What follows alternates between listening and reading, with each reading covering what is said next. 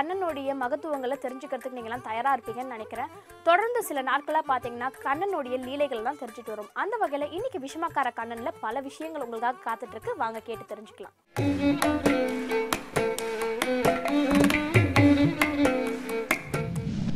ஹரே கிருஷ்ணா கிருஷ்ண கிருஷ்ண ஹரே ஹரே, ஹரே ராம ராம ராம ஹரே ஹரே.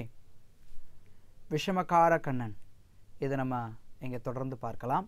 கிருஷ்ணர் கோகுலத்தில் தன்னுடைய தாய் யசோதை, தந்தை நந்த மகாராஜ் அவங்களோட இணைந்து பல்வேறு லீலைகளை அரங்கேற்றி வந்தார். அந்த லீலைகளில் மிக முக்கியமான ஒரு லீலை தாமோதர லீலை அப்படின்னு அழைக்கப்படக்கூடிய ஒன்று. தாமோதர அப்படின்னா யாருடைய வயிற்று பகுதி, இடுப்பு பகுதியானது உரல்ல கட்டி போடப்பட்டதோ அவர் என்று அர்த்தம். தாமோதர அப்படிங்கிற பெயருக்கு கிருஷ்ணர் அன்னை யசோதையால உரல்ல கட்டி போடப்பட்ட லீலையானது தாமோதர லீலை அப்படின்னு அழைக்கப்படுது. எப்படி நடந்தது அந்த லீலை பார்க்கலாமே. அன்னை யசோதை தினமும் கிருஷ்ணருக்கு பால் கொடுப்பது வழக்கம். அது மாதிரி கிருஷ்ணருக்கு பால் கொடுத்து கொண்டிருந்தார். அப்படி கிருஷ்ணருக்கு பால் கொடுத்து கொண்டிருந்த அந்த தருணத்தில் என்ன ஆனதுன்னா, வீட்டில் யசோதாம்மா அடுப்பில் வச்சுருந்த பால் பொங்கி வலிய ஆரம்பிச்சது.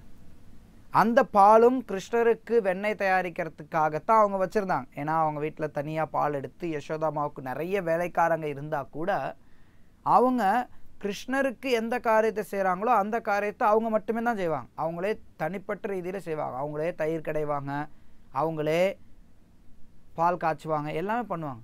உண்மையிலே கிருஷ்ணருக்காக தயிர் கடைஞ்சின்னு இருப்பாங்க யசோதாமா. அப்போ தான் வந்து கிருஷ்ணர் கேட்பார், எனக்கு பால் கொடுன்னு கேட்பார். சரின்னு இவங்க எடுத்து பால் கொடுத்துன்னு இருப்பாங்க. அந்த நேரத்தில் அடுப்பில் இருந்த பால் பொங்கி வரும். சரி, இந்த பால் பொங்கி வருதுன்னு சொல்லிட்டு கிருஷ்ணரை கீழே இறக்கி வச்சுட்டு அந்த பாலை பார்க்கறதுக்காக போவாங்க. உடனே கிருஷ்ணருக்கு பயங்கர கோபம் வந்துடும். என்னை பார்க்குறத விட்டுட்டு நீ போய் அந்த பாலை பார்க்க போயிட்ட, நான் என்ன பண்ணுறேன் பார் அப்படின்னு சொல்லிட்டு கிருஷ்ணர் பயங்கர கோபத்தோடு அங்கே சுற்றி பற்றி இருந்த எல்லா தயிர் பானைக, வெண்ணெய் பானை எல்லாத்தையும் உடச்சி அங்கே இருக்கக்கூடிய வெண்ணெயெல்லாம் எடுத்து குரங்க கொடுத்து அந்த இடத்தையே மொத்தமாக நாசம் பண்ணி வச்சுருவார். எல்லாத்தையும் உடச்சி வச்சுருவார். எல்லா பானை வெண்ணெயெல்லாம் எடுத்து குரங்கு கொடுப்ப எல்லாம் பண்ணி என்னெல்லாம் பண்ண முடியுமோ எல்லாத்தையும் பண்ணி வச்சுருவார் அந்த இடத்துல. இருந்தாலும் ஒரு பக்கம் பயம், ஐயோ அம்மா யசோதா வந்தால் என்ன நடக்கும் ஏது நடக்கும் தெரியல. இருந்தாலும் அப்படியே ஒளிஞ்சுக்கிட்டு பார்த்துக்கிட்டு ரொம்ப கவனத்தோடு அந்த காரியத்தை செஞ்சுட்டுருக்கிறார். பண்ணுற காரியம் விஷமம்னு அவருக்கு தெரியும் நல்லாவே. ஆனால் அதே நேரத்தில் யசோதையோட அந்த ஒரு உறவு பரிமாற்றத்திற்காக, அன்பு பரிமாற்றத்திற்காக கிருஷ்ணர் அந்த காரியத்தை செஞ்சுட்டுருக்கிறார். யசோதாமா பால்லாம் இறக்கி வச்சுட்டு கொஞ்சம் அங்கே அக்கம் பக்கத்தில் இருக்க வேலையெல்லாம் பார்த்துட்டு திரும்பி கிருஷ்ணரை பார்க்கறதுக்காக வராங்க. வந்த இடத்துல பார்த்தா கண்ணை இல்லை. சரி, கிருஷ்ணர் இல்லைங்கிறத பார்த்தறியும் அவங்க புரிஞ்சுட்டாங்க. அந்த இடத்துல எல்லாம் செதறி கிடக்குது, வெண்ணெயெல்லாம் உடஞ்சி கிடக்குது. கிருஷ்ணர் தான் ஏதாவது லொல்லு வேலை பண்ணியிருக்கணும். இவனை என்ன பண்ணுறதோ தெரியலையே, வெளியில் எல்லா இடத்துலையும் போய் இந்த மாதிரி தொடர்ந்து விஷமம் பண்ணிகிட்டே இருக்கிறான் இந்த பையன், இவனை ஏதாவது ஒரு விதத்தில் நம்ம தண்டனை கொடுத்தே ஆகணும் அப்படிங்கிற ஒரு முடிவுக்கு வராங்க. பொதுவாக பல தடவையில் பல சூழ்நிலைகளில் தண்டனை கொடுக்கறதுக்கு வந்தால் கூட கிருஷ்ணருடைய அந்த மலர்ந்த அழகிய திருமுகத்தை பார்த்தறியும் யசோதைக்கு தண்டனை கொடுக்கறதுக்கு மனசு வரவே வராது. அப்படி இருப்பாங்க. ஆனால் இந்த தருணத்தில் கிருஷ்ணரை எப்படியாவது தண்டிச்சாகணுங்கிற ஒரு எண்ணத்தோட கையில் ஒரு குச்சி எடுத்துகிட்டு கிருஷ்ணரை தேடிக்கிட்டே வராங்க. இருந்தாலும் ரொம்ப கவனமாக வராங்க. கிருஷ்ணர் தெரிஞ்சதுன்னா ஓடி போயிடுவான், அவனை பிடிக்க முடியாதுன்னு தெரியும். இருந்தாலும் அப்படியே கவனமாக வராங்க. கிருஷ்ணர் ஒரு இடத்துல அப்படி இப்படி இங்கே அங்கிட்டு இங்கிட்டு பார்த்துக்கிட்டே அவர் வெண்ணெய் எடுத்து சாப்பிட்டுன்னு இருக்கிறார், குழந்தைங்களுக்கும் கொடுத்துட்டு இருக்கிறார். அப்போதைக்கு யசோதா பக்கத்தில் வராங்க. பக்கத்தில் வர வர வர வர அவங்க ரொம்ப கவனத்தோடு வராங்க. கிருஷ்ணர் ஒரு உரல் மேலே நின்று வெண்ணெயை எடுத்துட்டு இருக்கிறார். அம்மா பக்கத்தில் வந்துட்டாங்கிறது தெரிஞ்ச உடனே குடுன்னு ஓட ஆரம்பிக்கிறார். பக்கத்தில் வந்து பிடிக்க வந்துடுவாங்க. அந்த நேரத்தில் கிருஷ்ணர் ஓட ஆரம்பிச்சிடுவார். ஓடுவார் ஓடிண்டே இருப்பார். கிருஷ்ணர் ஒரு சின்ன குழந்தை. யசோதாமா கொஞ்சம் வயசானவங்க அவங்க. ஏன்னா காலம் தாழ்ந்து அவங்களுக்கு குழந்தை பிறந்து வயசானவங்க. அவங்களும் அவங்களால முடிஞ்ச அளவு வேகமாக ஓடுறாங்க. ஆனாலும் கிருஷ்ணரை பிடிக்க முடியலை. அங்கே தான் கிருஷ்ணர் தன்னுடைய இறைத்தன்மையை வெளிப்படுத்துகிறார். அதாவது அவர் கடவுள், அவரை யாராலையும் பிடிக்க முடியாது. என்ன சொல்லப்படுதுன்னா, கோடிக்கணக்கான ஆண்டுகள் ஞானிகள் எல்லாம் எவ்வளவோ தவம் இருந்தால் கூட அவருடைய பாதத்திலிருந்து வரக்கூடிய வெளிச்சத்தை கூட அவங்களால பார்க்க முடியறதில்லை. அப்படிப்பட்ட பகவான் யசோதையினுடைய தோட்டத்தில் விளையாடுறார். யசோதையினுடைய வீட்டில், முற்றத்தில், தோட்டத்தில் எல்லா இடத்துலையும் விளையாடுறார். அவங்கள யசோதாமா விரட்டி பிடிக்கணும்னு நினைக்கும் போது பிடிக்க முடியல. இருந்தாலும் கிருஷ்ணர் யசோதையினுடைய அன்பிற்கு கட்டுப்பட்டவர் அப்படிங்கிற காரணத்தினால அந்த தருணத்தில் கிருஷ்ணர் யசோதைகிட்ட பிடிபடுறார். யசோதை கிருஷ்ணரை பிடிக்கும்போது அவங்களுடைய கூந்தல் எல்லாம் அவிழ்ந்து, பூக்கள் எல்லாம் கீழே சிதறி, அவங்களுடைய அணிகலன்கள் எல்லாம் அங்குமிங்கும் சிதறி ஒரு மாதிரி பயங்கரமாக களைப்படைஞ்சிட்டாங்க. குச்சி எடுத்து கிருஷ்ணரை அடிக்கிறதுக்காக ஓங்குறாங்க. அந்த நேரத்தில் கிருஷ்ணர் பிடிபட்ட தருணத்தில் அவர் அழ ஆரம்பிக்கிறார். கண்களை கசக்கிறார், 2 கண்ணையும் கசக்கிறார். 2 கண்ணையும் கசக்கிட்டு பெருமூச்சு விடுறார். அவருடைய கழுத்தில் அணிந்திருக்கக்கூடிய அணிகலன்கள்லாம் மேலே கீழே ஏறி ஏறி வருது. அவருடைய குண்டலங்கள் எல்லாம் அங்குமிங்கும் அசைந்து ஆடுது. அந்த காட்சி பார்க்கறதுக்கு ரொம்ப விசேஷமானதாக இருந்தது. ஆனால் யசோதா ஒரு சனம் கொஞ்சம் சுதாரிச்சுக்கிறாங்க. ஐயோ, பையன் ரொம்ப பயப்படுறான் போல குச்சியை பார்த்து, இவ்வளோ பயம் நல்லதில்லை அப்படின்னு சொல்லி குச்சியை தூரம் ஒதுக்கிடுறாங்க. குச்சியை தூரமாக போட்டுட்டு அவங்க கைத்தை வச்சு இந்த பையனை கட்டி போடலாம். எப்படி இருந்தாலும் ஏதாவது ஒரு விஷயமா பண்ணிகிட்டே இருக்கிறான், ஏதாவது ஒரு தண்டனை நம்ம கொடுத்தே ஆகணும், கயிறை வச்சு இன்னைக்கு நம்ம இவனை கட்டி போட்டே ஆகணும்னு முடிவு பண்ணிட்டு அவனை அங்கேயே நீ இங்கேயே நில்லு, நகரக்கூடாதுன்னு சொல்லிட்டு யசோதாமா வீட்டிலேருந்து கயிறு எடுத்துகிட்டு வந்து கிருஷ்ணரை உரலோடு சேர்த்து கட்டி போடுறதுக்கு பார்க்குறாங்க. உரலோடு சேர்த்து கட்டி போடுறாங்க, கட்டுறாங்க. கட்டிட்டு வரும்போது பார்த்தா அங்கே 2 அங்குலம் பத்தலை. அந்த கயிறு சேர்த்து முடிச்சு போடுறதுக்கு 2 அங்குலம் பத்தலை. உடனே யசோதாமா என்ன பண்ணாங்கன்னா, பக்கத்தில் போய் இன்னொரு கயிறு எடுத்துகிட்டு வராங்க. முதல்ல அதோட பெரிய கயிறு எடுத்துகிட்டு வராங்க. பெரிய கயிறு எடுத்து வச்சு கிருஷ்ணரை சுற்றி பார்க்குறாங்க. அப்பயும் அதே 2 அங்குலம் பத்தலை. இன்னும் பெரிய கயிறு கொண்டு வராங்க. அப்புறம் எல்லா பெரிய கயிறையும் சேர்த்து முடிச்சு போட்டு அதை வச்சு சுற்றுறாங்க கிருஷ்ணரை கட்டி போடுறதுக்கு. அப்போ கூட 2 அங்குலம் பத்தாமையே நிற்கிது. யசோதாமா வீட்டில் இருக்கக்கூடிய எல்லா கயிறையும் கொண்டு வராங்க. அவங்க இடையர் குலத்தை சார்ந்தவர்கள்ங்கனால மாட்டை கட்டுறதுக்கு நிறைய கயிறு வச்சுருப்பாங்க. பொதுவாக மாட்டுக்கு நிறைய கழுத்தை சுற்றி கட்டுறதுக்கு, காலை கட்டுறதுக்கு, வீட்டில் எல்லாம் கட்டி போடுறதுக்கு, தயிர் கடையிறதுக்கு எல்லாத்துக்குமே கயிறு நிறைய இருக்கும் வீட்டில். அந்த கயிறு எல்லாத்தையும் சேர்த்து முடிச்சு போடுறாங்க. எல்லாத்தையும் சேர்த்து கிருஷ்ணனை சுற்றி பார்க்குறாங்க. அவரை சுத்த முடியல. அந்த கயிறு 2 அங்குலம் குறைவாகவே இருந்தது. அவங்களுக்கு ஒன்றும் புரியல. யசோதைக்கும் கிருஷ்ணருக்கும் நடக்கக்கூடிய இந்த லீலையை அங்கே இருக்கக்கூடிய மற்ற கோபியர்களும் சேர்ந்து பார்க்குறாங்க. எல்லாரும் பார்த்து சிரிச்சுட்டே இருக்காங்க. என்ன இது, குழந்தைய கட்டி போகிறதுக்கு இவ்வளோ பெரிய கயிறு கொண்டு வர. ஆனால் அவ்வளோ பெரிய கயிறு கொண்டு வந்தால் கூட எல்லாத்தையும் சேர்த்து முடிச்சு போட்டால் கூட கிருஷ்ணரை சுற்றி அவங்களால பிணைக்க முடியலை. உலகம் மொத்தத்தையும் கட்டி வச்சிருக்கிறார் அந்த பெருமாள். அவரை கட்டுறது அப்படிங்கிறது சாதாரண காரியம் இல்லை. ஆனால் ஒரு விஷயம் என்னென்னா, எப்போ கொண்டு வந்தாலும் 2 அங்குலம் தான் அங்கே மிச்சம் இருக்கும். அதை ஆச்சாரியர்கள் விளக்குறாங்க. என்னென்னா, நம்ம கடவுளை அணுகிறதுக்கான முயற்சியில் ஈடுபடும் போது 2 விஷயங்கள் அவசியமாகுது. ஒன்று நம்மளுடைய தீவிரமான முயற்சி, அதுக்கு மேலே கிருஷ்ணருடைய கருணை. சில நேரத்தில் மக்கள் கடவுளை அணுகணும் அப்படின்னா எல்லாம் கடவுளே பார்த்துப்பான், நான் என்ன பண்ணணும், நான் அவன்கிட்ட வரணும்னா அவனே என்னை கூப்பிட்டுக்கட்டும் அப்படின்னு சொல்லிட்டு தன்னுடைய காரியம் எதையுமே தன்னுடைய பக்கத்துலேருந்து எந்த காரியமே செய்யாமல் இருப்பாங்க.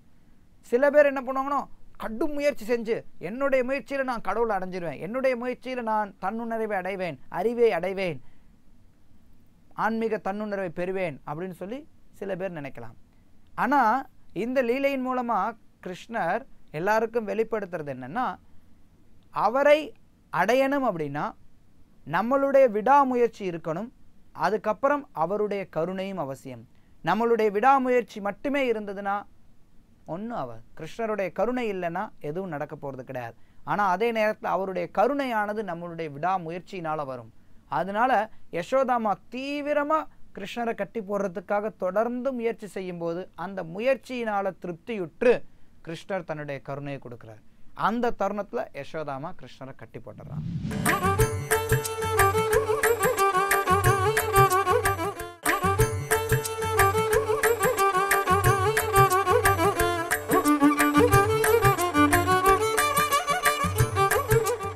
கிருஷ்ணர் யசோதையினுடைய கயிற்றினால உண்மையில கட்டி போடப்படவில்லை, யசோதையினுடைய அன்பினால தான் கட்டி போடப்பட்டார் அப்படின்னு சொல்லப்படுது.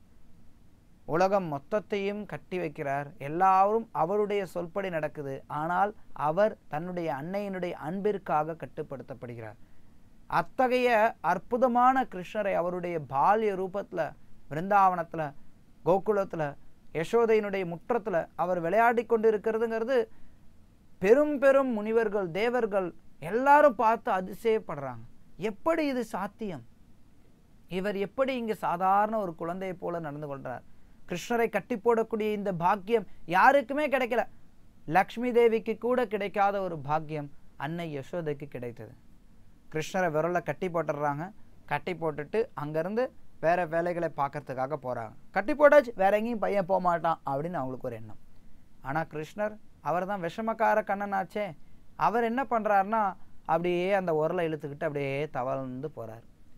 தவழ்ந்து போகும்போது அங்கே முற்றத்தில் 2 அர்ஜுன மரங்கள் இருக்கு.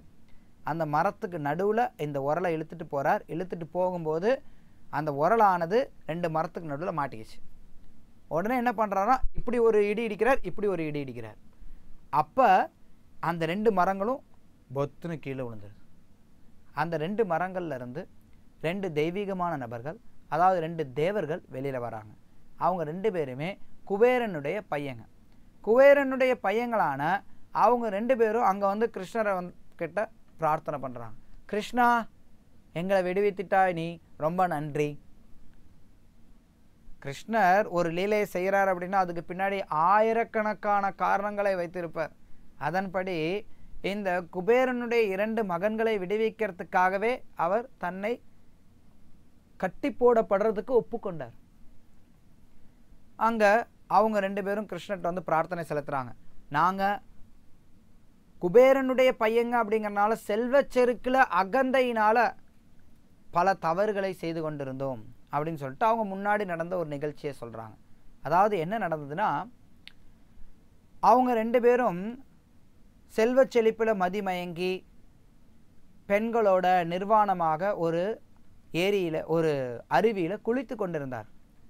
நிர்வாணமாக குளித்துட்டு இருக்கிற அந்த நிகழ்ச்சி அந்த சூழ்நிலையில் நாரதர் அங்கே வரார். நாரதரை பார்த்தே அந்த பெண்கள் எல்லாம் தங்களுடைய உடல்களை மறைத்து கொள்கிறாங்க. ஆனால் இவங்க 2 பேருக்கும் அகந்தையின் காரணத்தினால அப்படியே இருக்கிறாங்க. நாரதர் உடனே சபிக்கிறார், நீங்கள்லாம் நிர்வாணமாக இருக்கிறீங்க, நீங்கள் வாழ்க்கை ஃபுல்லாக எல்லா நேரத்திலும் நிர்வாணமாக இருக்கிற மாதிரி நீங்கள் மரங்களாக தங்களுடைய வாழ்க்கையை ஓட்டுங்கன்னு சொல்லி சாபம் கொடுக்குறார் நாரதர் அந்த இடத்துல.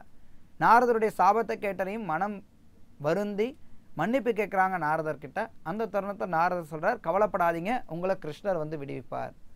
அவங்க நல்லவர்களாக இருக்கிறாங்க, உண்மையில தீயவர்கள் கிடையாது, அவங்க அசுரர்கள் கிடையாது, தேவர்கள் தான். இருந்தாலும் செல்வம் அதிகரிக்கும் போது அதனால் வரக்கூடிய செருக்கானது அவங்களுடைய மதியை மயக்கி விடுகிறது.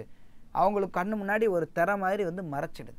அப்படி மறைத்த காரணத்தினால அவங்க நாரதரை அவமானப்படுத்தினாங்க. அதே நேரத்தில் சாபத்தை கேட்டறியும் தங்களுடைய தவறை உணர்ந்தார்கள். மன்னிப்பு கேட்டறியும் நாரதர் அவங்களுக்கு பாவ விமோச்சனத்துக்கும் வழி கொடுத்தார். நாரதர் அவங்களுக்கு வாக்குறுதி கொடுத்திருந்ததுனால தன்னுடைய பக்தன் ஒருத்தருக்கு கொடுத்த வாக்குறுதியை நிறைவேற்ற பொருட்டு கிருஷ்ணர் அவங்க 2 பேரையும் விடுவிக்கிறார். மற்றபடி கிருஷ்ணர் அந்த குபேரனுடைய பையங்களை விடுவிக்கணுங்கிறது அவருக்கு எந்த ஒரு தேவையும் கிடையாது. அவங்க 2 பேரும் அர்ஜுன மரங்களாக அந்த முற்றத்தில் இருந்து கிருஷ்ணருடைய லீலைகள் எல்லாவற்றையும் பார்த்து ரசித்து பூரித்து போகிறதுக்கான ஒரு பாக்கியமும் நாரதருடைய கருணையினால் அவங்களுக்கு கிடைச்சது. அப்போ கிருஷ்ணர் அந்த தன்னுடைய உரலை வைத்து 2 பேரையும் இடித்து அவங்க 2 பேரும் வெளியில் வந்து கிருஷ்ணர்கிட்ட பிரார்த்தனை செலுத்துகிறாங்க. கிருஷ்ணா, நாங்கள் இந்த தவறு செஞ்சதுனால இங்கே இருந்தோம், இருந்தாலும் உங்களுடைய பக்தர்னால நாங்கள் காப்பாற்றப்பட்டு இருக்கிறோம். அதனால தான் பக்தி தொண்டில் சில நேரங்களில் நம்மளால் கிருஷ்ணரை அடையிறது, கிருஷ்ணரை அணுகிறது அப்படிங்கிறது கடினமானதாக இருக்கலாம். ஆனால் கிருஷ்ணர் தன்னுடைய கருணையை எப்போ அவருடைய பக்தர்கள் வெளிப்படுத்துகிறாங்களோ அந்த நேரத்தில் கிருஷ்ணரும் தன்னுடைய கருணையை தயங்காமல் வெளிப்படுத்துவார். அதைத்தான் இந்த லீலையில் நம்ம பார்க்கிறோம். குபேரனுடைய பையங்க பக்தி தொண்டில் இல்லாதவர்களாக இருந்த பட்சத்திலும் நாரதருடைய கருணை அவங்களுக்கு கிடைச்சதுனால அவங்க கிருஷ்ணருடைய லீலைகளை அங்கேயே இருந்து மரங்களாக இருந்து தரிசிக்கக்கூடிய ஒரு பெரும் பாக்கியத்தை பெற்றார்கள். அவங்க செஞ்ச தவறின் காரணத்தினால பலாயிரக்கணக்கான வருடங்கள் மரங்களாக இருக்க நேர்ந்தது அப்படிங்கிறது ஒரு பக்கம் இருந்தால் கூட, மறுபக்கம் நம்ம பார்த்தோம்னா கிருஷ்ணருடைய எல்லா பால்ய லீலைகளையும் அங்கே இருந்து ரசிக்கக்கூடிய மிகப்பெரிய ஒரு வாய்ப்பும் அவர்களுக்கு கிடைத்தது. அதே நேரத்தில் கிருஷ்ணராலேயே அவங்க விடுவிக்கவும் பட்டார்கள். கிருஷ்ணர் அவங்கள விடுவிச்சிட்றார். அவங்க எல்லாரும் கிருஷ்ணர்கிட்ட பிரார்த்தனை செலுத்துகிறாங்க. அவங்க 2 பேரும் கிருஷ்ணர்கிட்ட பிரார்த்தனை செலுத்திட்டு கிருஷ்ணரை வலம் வந்துட்டு போயிடுறாங்க. அந்த நேரத்தில் இதெல்லாம் சின்ன குழந்தைங்க பக்கத்தில் இருந்துட்டு ஒளிஞ்சு பார்க்குறாங்க. என்னது இது, கிருஷ்ணரை வழிபடுறதுக்காக 2 பேர் கிருஷ்ணர்கிட்ட கும்பிட்டுட்டு போகிறாங்க. என்ன நடக்குது இங்கே? அந்த நேரத்தில் சத்தத்தை கேட்டு எல்லாரும் கூடிடுறாங்க. நந்த மகாராஜரும் அங்கே வரார். நந்த மகாராஜ் யசோதை கிட்ட கண்டிச்சுக்கிறார். ஏன் குழந்தை இப்படியா கட்டி போடுவேன் நீனு? கட்டி போட்டு என்ன ஆயிடுச்சு பாரு. இப்போ குழந்தை போய் இங்கே குறுக்க போய் இடிச்சு மரமெல்லாம் விழுந்துருச்சு. ஒருவேளை இந்த மரமானது குழந்தை மேலே விழுந்துருந்தா என்ன ஆகுறது? ஏதோ கடவுளுடைய கருணையினால இந்த குழந்தைக்கு ஒன்றும் ஆகலை. அப்போ இங்கே இருக்க பசங்களாம் சொல்கிறாங்க, இல்லை இல்லை இவர் தான் வந்து இடித்தார், இவர் இடிச்சு தான் இந்த மரம் விழுந்துச்சு. பா சின்ன பையன் இவன் இடித்து இந்த மரம் விழப்போகுதா? வாய்ப்பே இல்லை அப்படின்னு சொல்லி அவர் சொல்லுவார். இருந்தாலும் கிருஷ்ணர் தன்னுடைய அந்த லீலா சக்தியினால் தான் இடித்து தான் இந்த மரம் விழுந்ததுங்கிறத மறைச்சிட்டு அதே நேரத்தில் தன்னுடைய காரியத்தையும் அவர் அரங்கேற்றுகிறார். அவருடைய விஷமத்தனத்தில் இந்த தாமோதர லீலை ரொம்ப விசேஷமானதாக இருக்குது. தொடர்ந்து அவர் இயற்றிய லீலைகளை அடுத்தடுத்த நாட்களில் நம்ம காணலாம். நன்றி. ஹரே கிருஷ்ணா. கண்ணனுடைய திருப்புகழை கேட்க கேட்க காதுக்கு ரொம்பவே இனிமையாக இருக்கும். அவரோட அழகை பார்க்க நீங்களாம் தயாராக இருப்பீங்கன்னு நினைக்கிறேன். உங்களோட கண்களும் இப்போ குளிர்ச்சி அடைய போது. ஆமாங்க, இஸ்கான் டெம்பிளுக்கு போய் கண்ணனோட அழகை ரசிக்கலாம் வாங்க.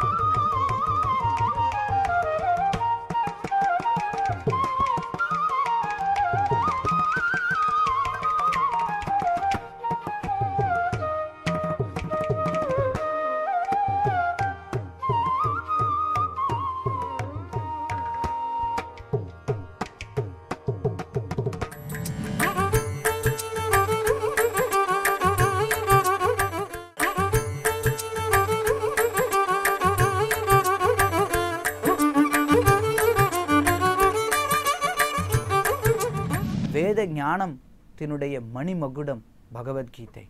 இதில் இல்லாத தகவல்களே கிடையாது. எல்லா விஷயங்களும் மிக தெளிவாக எந்த ஒரு சந்தேகத்திற்கும் இடம் கொடுக்காத விதத்தில் பகவத்கீதை வழங்குகின்றது. அதையும் குறிப்பாக பகவத்கீதை உண்மையுருவில் அப்படிங்கிற பேரில் நம்மளுடைய ஆச்சாரியர் பிரபுபாதர் இதை ரொம்ப எளிமையான விதத்தில், அதே நேரத்தில் நடைமுறைக்கு ஒத்து வரக்கூடிய விதத்தில், எந்த ஒரு இடைச்சொருகளோ இல்லை எதையும் எடுக்காமலோ பிரபுபாதர் உள்ளது உள்ளபடி அப்படியே பகவத்கீதையை கொடுத்திருக்கிறார். இந்த பகவத்கீதையினுடைய முக்கியத்துவத்தை மக்களுக்கு சொல்றதுக்காக இப்போ இந்த கீதை பிறந்த மாதத்தில் மதிய நேரத்தில் இந்த கீதை யஜ்ஞம் நடைபெறும்.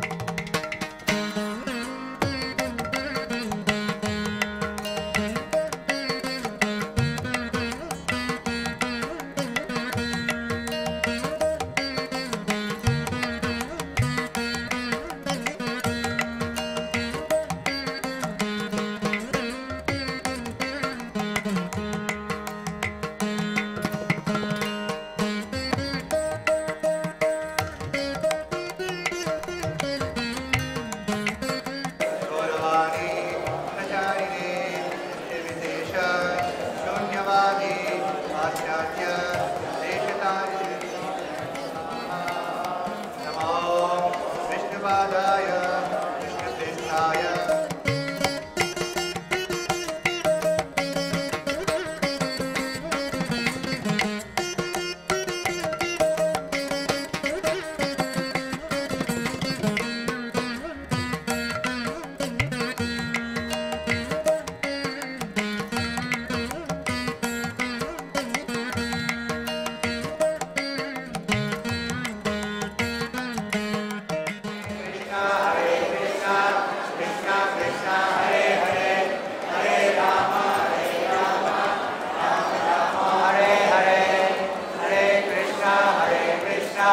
Krishna Krishna Hare Hare Hare Rama Rama Rama Hare Hare Iti Bhagavad Gita Om Srila Prabhupada Bhagavad Gita Sri Prabhupada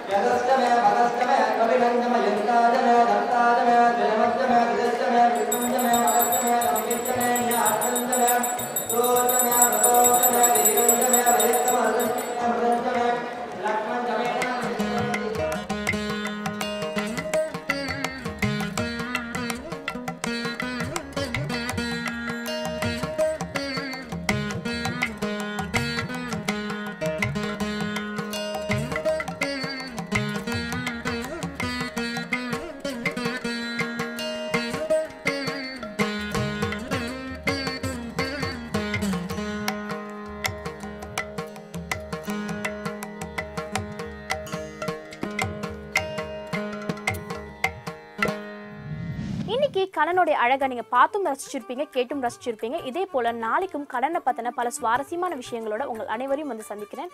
அதுவரை உங்களிடமிருந்து விடைபெறுவது கிருத்திகா.